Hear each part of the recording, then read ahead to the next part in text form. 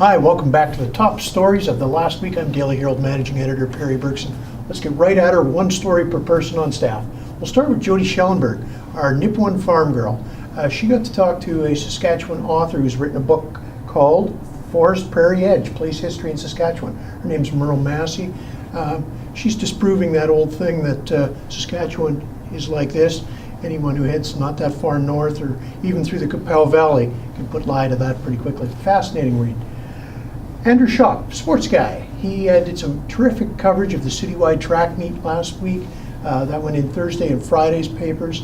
But you know what? He recommended that one, but he had a fantastic chat with Chance Braid today, former Raider, just traded to Prince George earlier this week. Chance is a great young man. Big tough guy, but very, very quiet. Anyway, that's a must read, I think. And Dave Lederhouse in sports. He talked to Aces and the Astros, the various programs there. Of course, they've had a lot of success on the provincial and national level in recent years. They're hoping to follow that up this summer.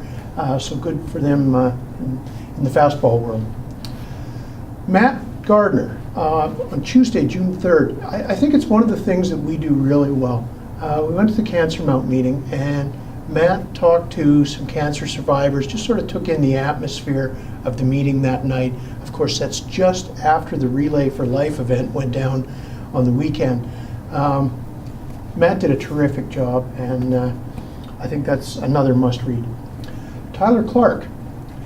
I'll tell you what, if you give people credit for how hard they work on things, Tyler gets big props on this one. He got up at 4:30 a.m. on Saturday morning. He said he sort of rethought his plan when the alarm rang and went to the Relay for Life event, caught the last couple hours of it, talked to a bunch of people, got some pictures in the morning. Terrific job. And last but not least, your old managing editor, I got a chance to go to the Ellison Ray Band and Almighty Voice concert. That was last Thursday night. I had a story, or a picture, sorry, on the front page on Friday, and then a whole page of pictures in the Saturday paper. Had two slideshows, one from each band on our website, so lots of pictures from them.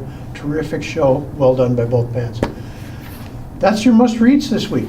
You know where to find us. Our retail partners all over town sell a hard copy paper. We have the Facebook, we have the Twitter, but your Daily Herald on paper, like a newspaper should be. See you next week.